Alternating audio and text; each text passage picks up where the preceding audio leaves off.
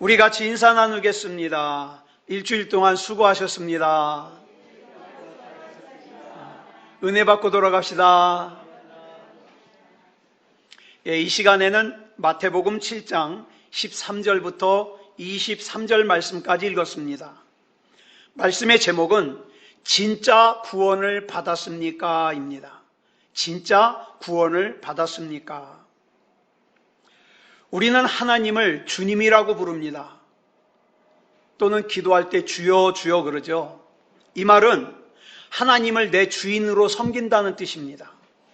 그런데 이상한 것이 하나님을 주인으로 섬긴다고 해서 주님이라고 부르는 사람들 중에 주인이신 하나님의 뜻과 전혀 다르게 세상의 불신자들과 다를 바 없이 탐욕적이고 음란하고 이기적이고 감정적이고 분노하고 용서하지 못하고 하나님을 두려워하지 않고 사는 사람들이 많이 있다는 사실입니다.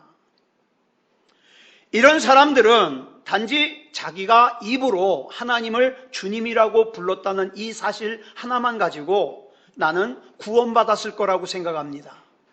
나는 천국 갈 거라고 생각합니다. 내가 교회에 다니고 있다는 사실만으로 나는 천국에 갈 수 있을 거라고 생각해요. 심지어 어떤 사람은 예배를 드리지 않으면서도 천국 갈 수 있을 거라고 생각합니다. 여러분, 이런 질문 드리고 싶어요. 여러분은 지금 하나님 앞에서 알곡입니까? 가라지입니까? 양입니까? 염소입니까? 구원받은 사람입니까? 구원받지 못한 사람입니까? 하나님께 속한 사람입니까? 세상에 속한 사람입니까? 또 이렇게 질문 드려봅니다. 이 시간 저와 여러분이 예배를 드리기 위해서 이 자리에 앉아 있지만 여러분의 마음과 생각을 차지하는 대부분의 생각과 마음은 뭡니까? 하나님입니까? 아니면 이 예배 마치고 난 다음에 스케줄입니까? 이게 왜 중요하냐면 이것은 저와 여러분이 영원히 천국에서 사느냐 지옥에서 사느냐를 결정짓는 중요한 일이기 때문에 그래요. 만약 예수님께서 여러분에게 이렇게 물으시면 뭐라고 대답하시겠습니까? 얘야, 어떤 사람이 가시나무에서 감이나 사과가 열렸을 거라고 생각하고 그 가시나무 떨기에서 그 감과 사과를 찾으러 다닌다면 넌 어떻게 생각하겠니? 저는 이렇게 대답할 거예요. 이 예수님도. 그건 제가 농사를 잘 모르지만 그래도 그거는 말도 안 되는 소리라는 걸 제가 압니다. 전 그렇게 대답할 거예요. 그러면 그러시겠죠? 그래? 그러면 만약에 누군가 그런 사람이 있다면 정말 가시떨기에서 감이나 사과를 따려고 하는 사람이 있다면 그 사람은 둘 중에 하나입니다. 미친 사람이거나 거짓말쟁이일 겁니다. 그러면 이렇게 말씀하시겠죠. 그래? 그런데 내 제자라고 하는 사람들이 나를 주님이라고 부르는 사람들이 세상 사람들과 똑같이 세상의 악한 열매를 맺으면서 사는 것은 어떻게 생각하니? 만약에 세상의 악한 열매를 맺으면서도 내가 하나님을 주님이라고 부르니까 나 교회 다니니까 나도 예수님의 제자라고 한다거나 나도 그리스도인이라고 한다면 그 사람 역시 미친 사람이거나 거짓말쟁이겠구나 이렇게 말씀하실지 모르겠죠. 여러분, 하나님께서 우리에게 요구하시는 믿음은 내가 만족하는 믿음이 아니에요. 이 정도면 됐지 이 만족하는 믿음이 아니에요. 하나님께서 만족하시는 믿음이어야 됩니다. 그리고 하나님께서 만족하시는 믿음에는 반드시 회개가 따라야 됩니다. 여러분, 믿음에는 원리가 있어요. 기도에는 방식이 있습니다. 그렇기 때문에 내 맘대로 하면 안 돼요. 신앙생활도 내 맘대로 하면 안 돼요. 하나님께서는 우리가 죄로부터 돌아서고 하나님께서 싫어하시는 것 나도 싫어하고 하나님께서 사랑하시는 것 나도 사랑하고 하나님 안에서 거룩해져서 궁극적으로는 내가 예수님을 닮기를 원하십니다. 왜 이걸 원하실까요? 왜 저와 여러분이 예수님을 닮기를 원하실까요? 그 답이 요한 3서 1장 2절에 보면 나와 있어요. 같이 읽어볼까요? 시작. 사랑하는 자여, 내 영혼이 잘됨 같이 내가 범사에 잘되고 강건하기를 내가 간구하노라. 자, 보세요. 우리 하나님께서 하나님의 자녀인 저와 여러분이 영혼이 잘되고 영혼이 잘되기를 원하는 이유는 영혼이 잘됨 같이 우리 범사가 잘되기를 원하시기 때문에 그래요. 그리고 우리 영혼이 잘되고 우리 범사가 잘되기를 원하시는 이유는 저와 여러분이 영혼과 육체가 건강하기를 원하시기 때문이에요. 이것은 예수님의 행적을 기록한 사복음서를 보면 뚜렷해집니다. 우리 예수님의 행적, 우리 예수님이 공생의 기간 동안에 이 땅에서 행하셨던 것을 한 구절로 요약하면 사도행전 10장 38절 말씀이라고 할 수 있어요. 같이 읽어볼까요? 시작. 하나님이 나사렛 예수에게 성령과 능력을 기름 붓듯 하셨음에 그가 두루 다니시며 선한 일을 행하시고 마귀에게 눌린 모든 사람을 고치셨으니 이는 하나님이 함께 하셨습니다. 이것이 예수님이 행하신 일이에요. 그런데 히브리서 13장 8절을 보니까 이렇게 말씀하고 있어요. 시작. 예수 그리스도는 어제나 오늘이나 영원토록 동일하시니라. 이 말이 무슨 뜻이냐? 2000년 전에 선한 일을 행하시고 마귀에게 눌린 사람들을 고치셨던 예수님께서 지금도 여전히 선한 일을 행하시고 마귀에게 눌린 모든 사람들을 고치시고 계시다 이 말입니다. 지금도. 그런데 만약에 어떤 사람이 제게 와가지고 이렇게 묻는다고 하겠습니다. 목사님, 저는 제가 구원 받았는지 구원 못 받았는지 잘 모르겠어요.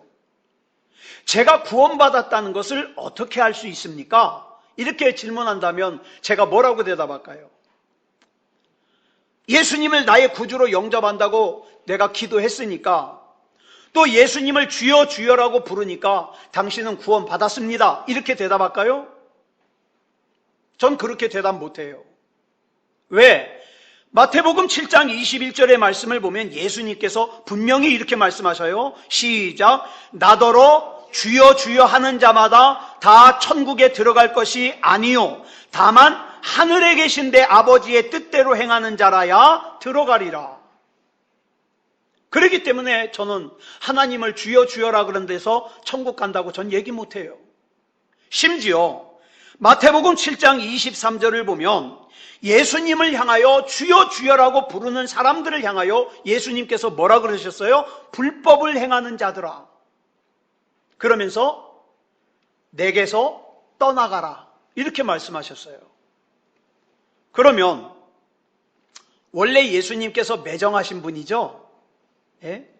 원래 예수님께서 괴팍하신 분이죠? 그래서 이렇게 말씀하시는 거죠? 아니요.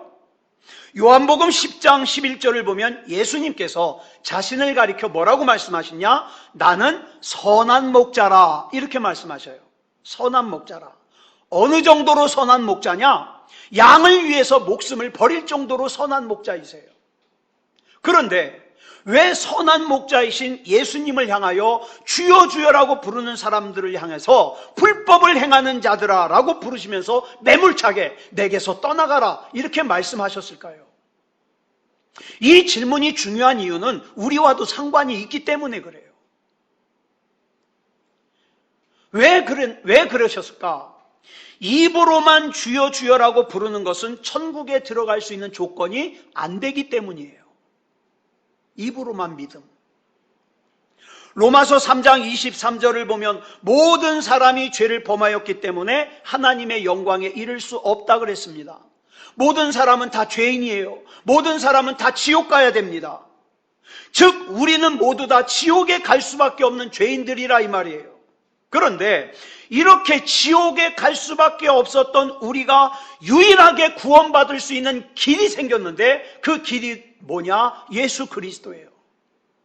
내가 곧 길이요 진리요 생명이니 나로 말미암지 않고는 아버지께로 갈 자가 없느니라. 예수님이 길이에요.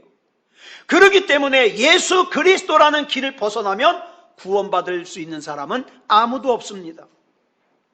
예수 그리스도라는 길을 벗어난 사람은 반드시 하나님의 맹렬한 분노가 기다리고 있어요. 얼마나 무서운지 몰라요. 그러면 어떤 사람이 이렇게 얘기할지 몰라요. 목사님, 하나님은 사랑이시라 그랬잖아요. 사랑이신 하나님께서 우리에게 그렇게 잔인하실 리가 없지 않겠습니까? 라고 얘기할지 몰라요. 그러나 여러분, 구원받지 못한 사람을 향한 하나님의 진노는 무섭습니다. 왜 그럴까요? 하나님께서 사랑하시는 독생자이신 예수 그리스도를 그 치욕스러운, 그 고통스러운 십자가에 내어주시기까지 사랑하셨는데 그 예수님의 십자가를 하찮은 것처럼 걷어차버렸으니까, 쓰레기통에 처박아 버렸으니까, 그리고 구원받지 못하고 지옥 가니까 하나님이 화가 나시는 거죠. 예를 들어서 저희 집 딸이 아빠 나 옷 좀 하나 사줘요? 그래서 제가 뭔 돈이 있겠어요. 푼돈을 모아가지고 아주 제 입장에서는 큰 돈으로 옷을 한 벌 사줬어요. 그리고 어느 날 봤더니 그 옷이 조각조각 찢어져가지고 쓰레기통에 들어있네. 얘이나 이거 왜 이러냐? 아빠 마음에 안 들어. 그 옷은 나하고 안 맞는 것 같아. 그래서 찢어버렸어요. 그런다면 제가 화가 날까요? 안 날까요? 예? 화가 나죠. 내가 어떻게 사준 건데, 어떻게 모아둔 건데. 여러분, 하나님도 예수님의 십자가를 헛되이 만들어가지고 쓰레기통에 처박아 놓고 구원을 받지 못한 사람에 대해서는 어떻게 해요? 너무 속상하니까, 너무 화가 나는 거예요. 너무 화가 나는 거예요. 그렇기 때문에 여러분, 나의 믿음이, 이제 여기서부터는 저와 여러분의 점검입니다. 나의 믿음이 구원받을 수 있는 진짜 믿음이 아니라는 것을 내가 알면서도 그 구원받을 수 없는 가짜 믿음 뒤에 내가 숨어서 나는 그리스도인입니다, 나는 하나님 믿는 사람입니다, 그렇게 거짓말하지 말라 이 말이에요. 거기서 한 걸음 더 나아가서 내가 사랑하는 사람이 내가 보기에도 천국 갈 수 없는 믿음인데 그 믿음, 천국 갈 수 없는 믿음이라는 걸 알면서도 그대로 방치하지 말라 이 말이에요. 예수 그리스도의 십자가를 그렇게 하찮게 쓰레기통에 처박아 두지 말라 이 말이에요. 로마서 1장 16절을 보면 사도 바울이 이렇게 고백합니다. 시작. 내가 복음을 부끄러워하지 아니하노니 이 복음은 모든 믿는 자에게 구원을 주시는 하나님의 능력이 됨이라. 이렇게 고백했어요. 예수 그리스도께서 우리의 구원자시라는 복음을 믿는 사람들에게 하나님께서 구원을 주시는데, 여기서 나오는 구원이 헬라어로 뭐라 그러냐? 소테리아라 그래요. 소테리아. 그런데 여러분, 이 소테리아라고 하는 이 구원은요, 물론 지옥 갈 사람이 천국 가는 영적인 구원을 이야기하기도 합니다. 근데 그것만 얘기하는 것이 아니라 우리 육체적인 치유와 경제적인 회복과 모든 문제의 해결도 다 포함하는 구원이에요. 병든 사람이 고침받는 구원도 돼요. 소테리아가. 물질 때문에 고통받는 사람이 물질의 문제가 해결되는 구원도 돼요. 소테리아가. 그 다음에 나를 힘들게 하고 나를 한숨 짓게 하는 문제가 해결되는 구원도 돼요. 소테리아가. 그러기 때문에 바울이 이 복음을 부끄러워하지 않는데, 왜? 내가 전하는 이 복음은 모든 믿는 자에게 지옥 갈 수밖에 없는 사람이 천국 가는 구원도 되지만, 아픈 사람이 고침받을 수 있는 구원, 그 다음에 경제적인 회복을 가져오는 구원, 문제를 해결받을 수 있는 구원도 되기 때문에 내가 이 구원, 이 복음을 전하다가 사람들이 나에게 소금을 뿌려도, 나를 비웃어서 나를 욕해도 내가 부끄러워하지 않는다. 왜? 이게 그렇게 귀중한 거기 때문에. 바울이 그렇게 고백하는 거예요. 그래서 이 복음을 온전히 받아들일 때 우리 인생도 회복이 되고 우리 가정도 회복이 되고 우리 교회도 회복이 되는 거예요. 그런데 이 구원자이신 예수 그리스도에게서 벗어난 상태에서 하나님을 만홀히 여기고 예배를 만홀히 여기고 기도를 하지 않으면서도 막연하게 하나님께서 나에게 좋은 것 주실 거야 이렇게 기대하는 것은 어리석다 이 말입니다. 어리석다. 그동안 여러분 한번 되돌아보세요.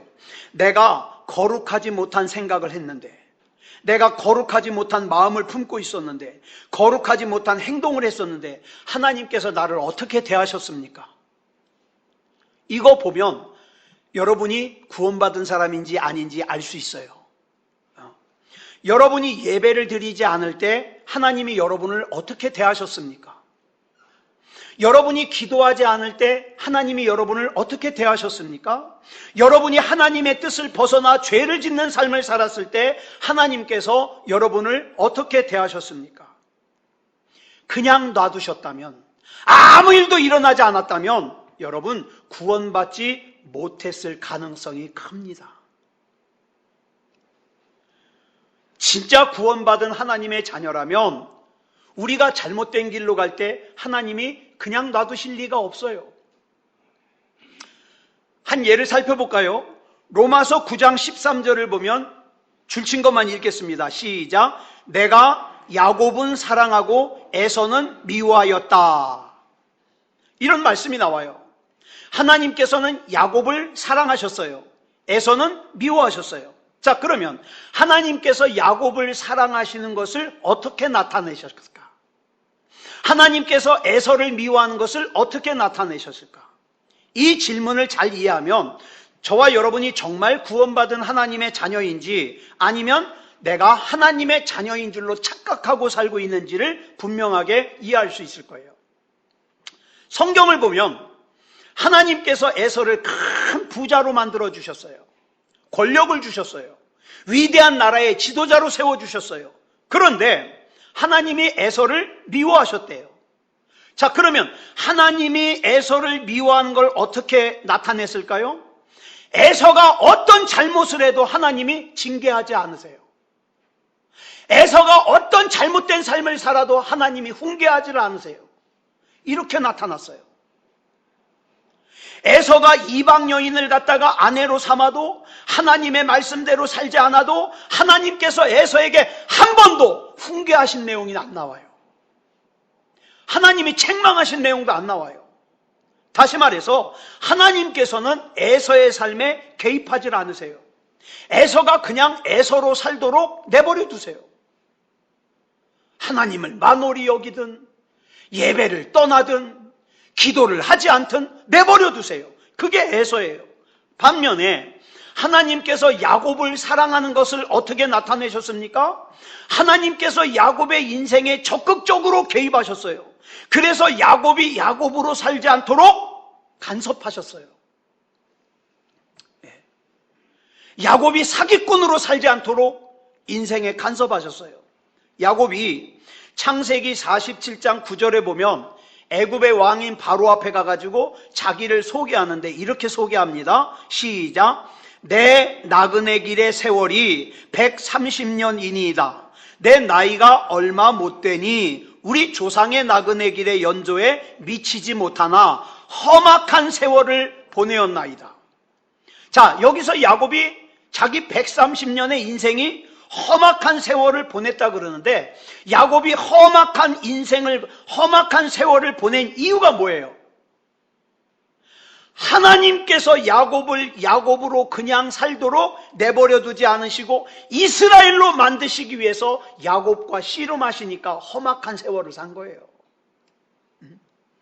야곱이 형 에서를 피해가지고 하란으로 도망갔다가 20년 만에 고향인 가나안으로 돌아오는데 야복강가에서 하나님의 사자와 씨름하다가 허벅지 관절, 고관절이죠. 이 고관절이 빠져가지고 장애인이 됐어요. 죽을 때까지 다리를 절면서 살아요. 자, 보세요. 여러분 생각에 다리를 절면서 초라한 모습으로 고향으로 돌아오는 야곱의 모습을 한번 상상해 보시기 바랍니다. 반면에 에서는요, 멀쩡한 모습이에요. 아주 당당하게 말을 타고 옵니다. 400명의 용병을 거느리면서 정말 멋있게 오고 있습니다. 여러분 생각할 때에, 자, 말을 타고 당당하게 400명을 거느리고 오는 에서가 하나님의 자녀요? 하나님 앞에 축복받은 사람처럼 보입니까? 아니면 간밤에 씨름하느라고 고관절이 빠져가지고 다리를 절어요. 옷이 막 흙투성이에요. 꾸깃꾸깃해요. 머리도 헝클어졌어요. 아주 초라한 모습으로 서 있는 야곱이 하나님의 자녀요? 축복받은 사람으로 보입니까? 누가 하나님의 자녀요? 축복받은 사람으로 보여요? 당연히 우리가 볼 때에는 멀쩡하게 서 있는 에서가 하나님의 자녀요, 축복받은 사람처럼 보여요. 사람들은 그렇게 평가해요. 그러나 하나님이 보시기에는 하나님께서 그 인생에 간섭하셔서 다리를 절고 있는 초라한 모습의 야곱이 하나님의 자녀요, 하나님 앞에 축복받은 사람이라 이 말이에요. 왜? 하나님을 생각하잖아요. 하나님 앞에서 변화되었잖아요. 저와 여러분이 진짜 하나님의 자녀라면 하나님께서는요, 저와 여러분이 세상의 더러움으로부터 분리해내기 위해서, 우상 숭배하는 하나님보다 세상 것을 더 사랑하는 삶으로부터 분리해내기 위해서 어쩔 때는 저와 여러분의 다리를 절게 할 수도 있습니다. 어저께 제 페이스북 친구인 한 목사님이 글을 올렸는데 가슴이 아파요. 월세가 한 달에 100만 원씩 나가는데 이제 도저히 그걸 불 수가 없어서 교회를 넘겨야 되겠다는 거예요. 게다가 사모님이 암세포가 있나 봐요. 그 진단을 하면서, 검사를 하면서 두려움 속에 살아요. 목사님 자신도 다리를 크게 다쳐가지고 기부스를 하고 있어요. 그러면서 막 푸념을 하는 거예요. 그런데 웬만하면 그렇게 힘드니까 제가 뭐라고 이렇게 댓글을 좀 남겨두고 싶은데 저도 할 말이 없어요. 그래서 아무 댓글도 남기질 못했어요. 여러분, 우리가 그럴 때가 있어요. 내가 하나님 믿는데 왜 이렇게 나 힘들어요? 나는 조금도 하나님께서 나의 하나님이라는 걸 의심하지 않는데 왜 이렇게 내가 고달플까요? 그럴 때가 있습니다. 왜? 내가 하나님의 자녀이기 때문에. 나 그냥 놔두면 엇나가니까. 지금 하나님께서 여러분의 삶에서 그런 일을 하고 계십니까? 그러면 여러분은 구원받은 하나님의 자녀일 가능성이 커요. 자, 그러면 내가 구원받은 진짜 하나님의 자녀라는 증거가 뭡니까? 그 증거가 오늘 본문 16절에 나와요. 줄친 것만 시작. 그들의 열매로 그들을 알지니. 만약 여러분이 자신을 그리스도인이라고 말하면서도 열매는 여전히 세상 사람들이 맺는 열매를 똑같이 맺어요. 불신자들이 맺는 열매를 똑같이 맺어요. 그러면 진짜 그리스도인이 아닐 가능성이 크죠. 왜? 저는 뭐 확실하게 아니다 얘기 못해요. 그건 내가 판단할 일이 아니니까. 근데 아닐 가능성이 커요. 왜냐하면 열매가 구원받은 그리스도인의 열매가 아니기 때문에.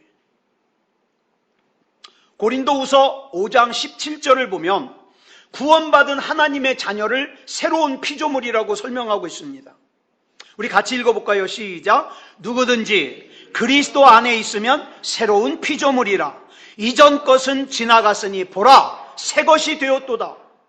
그리고 나서 본문 13절 14절을 보니까 이 새로운 피조물이 들어가야 되는 문이 어떤 문이냐? 좁은 문이래요. 이 새로운 피조물이 지나가야 되는 길이 어떤 길이냐? 좁고 협착한 길이래요. 왜 좁은 문일까요? 왜 좁고 협착한 길일까요? 하나님이 자꾸 간섭을 하셔서 그래요. 여러분 지금 살면서 하나님의 간섭 받으십니까? 저는 하나님 간섭 받아요. 저는 우리 하나님이 참 좋지만 무서워요. 무서워. 네. 그런데 본문 15절을 보면은 누구를 또 말씀하시느냐? 거짓 선지자들을 말씀하셔요. 요즘 우리가 사는 이 세상은 너무 예민해요, 사람들이. 그래서 지지하는 정치인이나 또 생각하는 것이 자기와 다르면 적이에요. 생각이 다른 건데 적이에요. 싸우자고 되들어요. 사람들이 너무 예민해요. 그런데 그런 사람들에게 당신 이게 지금 잘못됐습니다. 당신 지금 구원받은 그리스도인으로서 아닙니다 라고 대답하면 싸우자고 되들죠. 사람들이요 굉장히 예민해요. 불편한 말은 들으려고 하질 않아요. 그런데 성경에서 말하는 거짓 선지자의 특징이 뭐냐? 양의 옷을 입고 사람들이 듣기 좋아하는 말만 해요. 어떤 말? 당신은 복 받을 거예요. 당신은 잘 될 거예요. 당신의 가정은 형통할 겁니다. 당신은 건강할 거예요. 당신의 자녀들 잘 될 거예요. 듣기 좋은 말만 해요. 당신이 지금 알곡입니까? 가라지입니까? 분간할 수 있는 기회를 안 줘요. 어떡할까요? 그리고는 이 좁은 문이나 좁은 길 같은 골치 아프고 부담스러운 말은 안 해요. 다시 말해서 내가 정말로 거듭난 사람인지 구원받은 사람인지 내 삶을 지금 하나님께서 간섭하고 계시는지 이걸 돌아보고 점검할 수 있는 기회조차를 주지 않아요. 사람들이 듣기 불편해할까 봐. 그래서 요즘 세상은요 좁은 문으로 가는 사람이 가뜩이나 적은데 더 적어요. 좁은 길로 가는 사람들이 더 적어졌어요. 그러면서 신앙생활도 자기 소견에 옳은 대로 합니다. 그냥 내가 인터넷으로 유튜브로 어느 교회 예배 드리는 거 봤으니까 나 예배 드린 거야? 착각하지 말라고요. 그게 무슨 예배예요. 남들이 옳다 그러니까 그걸 다 옳은 걸로 생각하면 안 되잖아요. 자기 소견에 옳은 대로 신앙생활을 해. 불편하면 그냥 중단해버려요. 그러면 여러분에게 이런 질문 한번 드려볼게요. 지금 여러분이 하나님을 믿고 있다는 것을 어떻게 알 수 있어요? 여러분이 거듭났다는 걸 어떻게 알 수 있어요? 잘 한번 생각해 보세요. 내가 내 육체가 원하는 대로 살고 있는가? 하나님이 원하는 대로 살고 있는가? 이거 보면 알아요. 내가 지금 하나님께서 나를 간섭하셔서 내 육체를 다스려서 하나님의 뜻에 순종하게 하는 삶을 살고 있는가? 이거 보면 안다고요. 여러분이 진짜로 하나님을 믿고 하나님 앞에 구원받은 사람이라면 하나님께서는 반드시 100% 여러분의 인생에 간섭하십니다. 저는 그래서 간섭받는 게 너무 좋아요. 제가 말실수 조금 하고 제가 잘못 생각을 해가지고 하나님께서 즉각적으로 저를 갖다가 징계하시면 저는 감사해요. 왜? 나를 향한 하나님의 사랑이 아직 식지 않으셨구나. 감사한 거예요. 여러분, 하나님과의 관계가 친밀하면 친밀할수록 더 세밀하게 간섭하셔요. 여러분, 다시 한번 질문합니다. 하나님께서 지금 여러분의 삶에 간섭하고 계십니까? 중요한 질문이죠. 제가 설교를 준비하다가 어떤 내용을 강조할 때는요, 목소리를 막 높입니다. 우리 집사람은 자꾸 소리 지르지 말라 그러는데, 나도 설교를 시작할 때는 결심합니다. 결단합니다. 오늘은 소리 지르지 말아야지. 이놈의 목소리는 기차, 우리 어머니 말씀에 기차 화통을 삶아 먹었나? 왜 그렇게 시끄러워? 우리 누님이 제 설교를 들으시고 걱정스럽게, 이 목사, 소리 지르지 마. 화난 것 같아. 그래서 저는 설교할 때마다 소리 지르지 말아야지. 소리 지르지 말아야지. 그래서 처음에는요, 조용히 시작해요. 하다 보면 제가 제정신이 아니에요. 그러니까 이해해 주시기 바랍니다. 여러분, 설교하다가 강조할 게 있으면 소리를 높여요. 글로 쓸 때는요, 강조할 말이 있으면 빨간 줄로 이렇게 체크를 해요. 그렇다면 예수님 당시의 유대인들은 말을 하다가 무슨 말을 강조할 때 어떻게 강조했을까요? 예수님 말씀하실 때도 그러거든요. 반복해요. 똑같은 말을 반복해요. 그걸로 강조해요. 오늘 본문에서도 열매로 사람을 판단하신다는 걸 강조하기 위해서 본문 16절, 본문 20절에서 그들의 열매로 그들을 알리라 반복해서 말씀하셔요. 그러면서 본문 19절에서 이 말씀을 정리해서 강조하시기를 뭐라고 말씀하시느냐? 시작. 아름다운 열매를 맺지 아니하는 나무마다 찍혀 불에 던져지느니라. 이렇게 강조하셔요. 이건 무슨 말씀일까요? 지금 이 말씀은 전능하신 하나님께서 이 세상을 심판하실 때 이렇게 심판하신다 이 말이에요. 저는 여러분의 마음 몰라요. 제가 어떻게 여러분 마음을 다 알아요? 전 제 마음도 몰라요. 그래서 우리는 사람들에게 우리 마음을 속일 수가 있어요. 그죠? 좋아하지 않으면서도 좋은 척 할 수 있고, 기쁘지 않으면서도 기쁜 척 할 수 있고, 속일 수 있어요. 그런데 우리 하나님은 못 속여요. 왜냐하면 우리 하나님께서는 저와 여러분이 하는 말로 저와 여러분을 판단하시는 게 아니라 뭘로 판단하셔요? 열매로. 내가 지난 일주일 동안 생각한 열매로, 내가 지난 일주일 동안 마음에 가졌던 열매로, 내가 지난 일주일 동안 했던 말의 열매로 하나님은 나를 판단하셔요. 그래서 본문 21절에 보니까 이렇게 말씀하셔요. 시작. 나더러 주여 주여 하는 자마다 다 천국에 들어갈 것이 아니요 다만 하늘에 계신 내 아버지의 뜻대로 행하는 자라야 들어가리라. 여러분의 믿음이 얼마나 좋은지 여러분의 입으로 설명할 필요 없어요. 나는 참 믿음이 좋아. 설명할 필요 없어요. 또 여러분들이 얼마나 영적인 체험을 많이 했는지 그거 설명할 필요 없어요. 여기 보니까 많은 사람들이 주여 주여라고 고백했어요. 주여 주여. 여기서도 보니까 주여 주여 반복했죠. 이것은 강조하는 거예요. 예? 공공연하게 난 예수 믿는 사람이야. 하나님이 나의 주인이야. 이거 강조하는 사람이에요. 그 주여 주여 고백해요. 그런데 예수님께서 주여 주여 하는 자마다 천국에 들어갈 것이 아니라 그래요. 심지어 뭐라 그래요? 그런 사람 보고 불법을 행하는 자래요.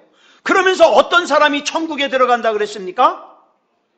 하늘에 계신 내 아버지의 뜻대로 행하는 자라야 천국에 들어간다. 그러면 여기서 말하는 하늘에 계신 내 아버지의 뜻이 뭐냐가 중요하겠죠. 크게 두 가지로 얘기할 수 있어요. 첫째, 하나님이라면 이 상황에 어떻게 하실까? 이게 질문. 항상 이 생각하세요. 유명한 책이 있습니다. 저는 여러분이 그 책 한 번은 꼭 읽어보길 원해요. 찰스 M. 셸돈이라는 분이 쓴 책인데 예수라면 어떻게 하실까? 뭐 여러 가지 제목으로 번역을 했는데 하여튼 예수님이라면 이 상황에서 어떻게 하실까? 이런 내용이에요. 항상 질문해요. 친구와 만날 때도 예수님이라면 이 상황에서 어떻게 하실까? 내가 막 화가 나는 상황이에요. 예수님이라면 이 상황에서 어떻게 하실까? 그 책에 보면 다양한 상황에서 예수님이라면 어떻게 하실까를 얘기합니다. 그게 첫 번째예요. 하나님이라면, 예수님이라면 이 상황에서 어떻게 하실까? 두 번째, 나는 지금 하나님과 관계가 올바로 맺어져 있는가? 하나님과 친한 척하는 거 말고 나는 정말 하나님과 친한가? 이걸 점검해 보라는 거죠. 물론 예배 빠지지 않고 참석한다 그래서 구원받는 거 아니에요, 다. 맞아요. 그러나 예배를 잘 드리는 것이 아버지의 뜻이기 때문에 구원받은 사람은 예배를 중요하게 여깁니다. 11조 생활을 잘한다 그래서 다 구원받는 거 아니에요. 하지만 11조 생활을 잘하는 것이 아버지의 뜻이기 때문에 구원받은 사람은 11조를 중요하게 여깁니다. 착하게 산다고 다 구원받는 거 아니에요. 하지만 착하게 사는 것이 아버지의 뜻이기 때문에 구원받은 사람은 착하게 삽니다. 그러면 우리의 믿음이 거짓이 아니라는 걸 어떻게 알 수 있을까요? 평소에 내가 아버지의 뜻, 아버지가 원하시는 것에 관심이 얼마나 있으며 내가 그 아버지의 뜻대로 살기 위해서 얼마나 애쓰고 있는가, 이거 보면 알 수 있어요. 자, 본문 22절부터 23절까지 보겠습니다. 시작. 그날에 많은 사람이 나더러 이르되 주여 주여 우리가 주의 이름으로 선지자 노릇하며 주의 이름으로 귀신을 쫓아내며 주의 이름으로 많은 권능을 행하지 아니하였나이까 하리니 그때에 내가 그들에게 밝히 말하되 내가 너희를 도무지 알지 못하니 불법을 행하는 자들아 내게서 떠나가라 하리라. 여기 보면 예수님께서 구원받지 못한 사람을 뭐라고 부르냐? 불법을 행하는 자들이라 그래요. 여기서 불법을 헬라어로 뭐라 그러냐? 아노미아라 그래요. 그리고 아노미가 있거든요. 아노미, 이건 혼란한 상태예요. 법이 없으니까 혼란한 상태가 아노미예요. 그러니까 이 불법을 아노미아라 그러는데 이게 어떻게 만들어진 단어냐? 아가 없다는 뜻이에요. 노모스가 법이라는 뜻이에요. 그러니까 아노모스, 법이 없으니까 뭐예요? 불법이죠. 그래서 아노미아는 법이 없다는 뜻이에요. 그러니까 이런 뜻이에요. 너희는 나의 제자라고 하면서 나를 주님이라고 부르면서 내가 너희에게 지키라고 준 법을 순종하지 않는구나, 그 뜻이에요.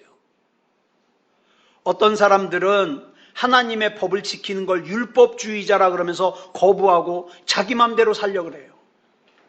나는 구원받았으니까 아무렇게나 살아도 돼. 아이고, 착각이에요. 그러나 그렇게 하나님의 법이 없는 자들을 향하여 주님께서는 불법을 행하는 자들이라고 말씀하시면서 떠나라 그러는 거예요. 자, 그러면 질문 드립니다. 여러분들은 결혼을 하면서 하나님의 법에 따라서 결혼하셨습니까? 여러분은 자녀를 양육하면서 하나님의 법대로 양육하셨습니까? 여러분은 여러분이 가지고 있는 재산을 하나님의 법에 따라 관리하셨습니까? 여러분은 여러분 자신을 하나님의 법대로 지키고 있습니까? 이 질문을 드리고 싶은 거예요. 아니요, 저는 그런 복잡한 거 잘 모르겠습니다. 그런 거 잘 모르겠고 그냥 예수님께서 나의 구주이신만을 고백합니다. 그러면 거짓말일 가능성이 커요. 불법을 행하는 사람일 가능성이 커요. 그래서 많은 사람들이 자기는 구원을 받았다고 생각하지만 사실은 구원을 받지 못한 사람일 가능성이 큰 거예요. 예수님께서 심판주로 오셔서 천국 갈 사람과 지옥 갈 사람을 분류하실 때 너는 세상에서 직분이 뭐였냐? 목사였냐? 장로였냐? 권사였냐? 집사였냐? 이거 안 물어봐요. 이 절대 안 물어봐요. 교회 얼마나 오래 다녔냐? 니네 집안은 신앙생활한 지 몇 대냐? 3대냐? 4대냐? 5대냐? 이거 절대 안 물어봐요. 예전에 학교 다닐 때 참 옆에서 지켜보기 안타까운 애들이 있어요. 막 교과서에다가 검은 줄 그어가면서 열심히 막 외워요. 그리고 옆에 친구랑 반에서 50등 하는 친구랑 51등 하는 친구랑 교과서 이렇게 바꿔가지고 서로 문제 내줘요. 자, 내가 문제 낼게. 야, 대답해봐. 문제를 막 내줘요. 근데 시험에 하나도 안 나와. 얼마나 옆에서 보면 안타까워요. 예? 여러분, 누구예요? 지상렬 친구. 경환. 무슨 경환들은? 그 사람, 반에서 꼴찌에서 1등, 2등 했대잖아요. 근데 그 지상렬 친구는 어떻게 해요? 너무 열심히 공부해가지고 과로해가지고 조회 쓰다가 쓰러졌대요. 근데 시험만 보면 꼴찌. 문제가 뭐예요? 시험에 안 나오는 문제만 공부해. 근데 여러분, 신앙생활도 그런 거 있는 거 아세요? 구원과 상관없는 거에만 신경을 써요. 난 교회 다니지 한 30년 됐어. 그게 뭐? 우리 집안은 신앙생활한 지 4대째야? 그게 뭐? 나는 직분이 목사야? 그게 뭐? 그거 구원하고 상관없다고요. 오직 예수 그리스도. 예수 그리스도를 나의 진짜 주인으로. 이게 중요한 거죠. 사랑하는 여러분, 말씀을 정리하면서 이 질문 드립니다. 정말 구원 받으셨습니까? 이창원 목사는 속일 수 있지만 하나님은 못 속여요. 만약 오늘 밤에, 참 재수없는 말이지만, 여러분이 심장마비로 세상을 떠나, 근데 그 사람한테는 복이야. 왜? 편안하게 잠자다가 가니까 막 병원에 누워가지고 막 이러지 않고 잠자다가 눈 떠보니까 하나님 앞이야. 자, 그런데 오늘 밤에 여러분 하나님께서 부르신다면 정말 천국 갈 수 있어요? 예. 아멘 하셔도 돼요. 그거 교만한 거 아니에요. 예수님께서 정말 여러분 아십니까? 생명책에 여러분 이름이 진짜 기록되어 있습니까? 저와 여러분 중에 한 사람도 빠짐없이 교회에 다니는 사람에 머물지 않고 구원받을 수 있는 하나님의 자녀가 되길 바랍니다. 아까 말씀드린 목사님이 교회에서 성도가 또 한 가정이 떠났대요. 마음이 아프죠. 근데 거기에 이렇게 썼어요. 에휴, 차라리 잘 떠났어. 예? 나를 통해서 은혜 못 받고 구원 못 받으면 차라리 잘 떠났어. 이렇게 글을 써놨더라고요. 좋은 교회 만나서, 좋은 목사님 만나서 예수님 믿고 구원받고 그러면 됐지 뭐. 그러고 분념을 써놨더라고요. 저도 많이 생각한 그런 내용이라 가슴이 너무 아픈 거예요. 예. 여러분, 중요한 거는요, 교회 다니는 사람에 머물지 않고 하나님의 자녀가 되는 거예요. 생명책에 이름이 기록되는 거예요. 하나님이 나를 아시는 사람이 되는 거예요. 이런 구원받은, 진짜 구원받을 만한 믿음을 가진 저와 여러분이기를 그리스도 예수님의 이름으로 축복합니다. 기도하겠습니다. 사랑의 아버지 하나님, 감사합니다. 오늘 우리 하나님의 은혜 가운데 이 시간 예배드릴 수 있음을 감사합니다. 하나님이 나의 주인이 되어주셔서 감사합니다. 우리에게는 예배가 소중합니다. 아니, 어쩌면 목숨보다 소중합니다. 그렇게 소중히 여길 수 있는 우리가 되게 해 주시옵소서. 우리의 이름이 생명책에 기록되어 있는, 나의 사랑하는 사람들의 이름이 분명하고 확실하게 생명책에 기록되어 있는 그런 구원받을 만한 믿음이게 해 주시옵소서. 예배를 참석하지 못하여 사람들에게 불편한 것이 아니라 하나님께 죄송할 수 있는, 하나님께 민망할 수 있는 진짜 믿음다운 믿음이게 해 주시옵소서. 사랑의 아버지 하나님, 여러 가지로 악한 마귀가 간계를 부려서 우리의 예배를 회방하려고 합니다. 우리의 신앙생활을 회방하려고 합니다. 절대 여기에 무너지지 말게 하시고 주님 앞에 서는 그 순간까지 믿음다운 믿음을 지켜갈 수 있는 우리가 되게 하여 주시옵소서. 진짜 그리스도인이 되게 하여 주시옵소서. 모든 것을 우리 주님 앞에 맡겨드리오며 그리스도 예수님의 이름으로 간절히 기도드려 싸움나이다. 아멘.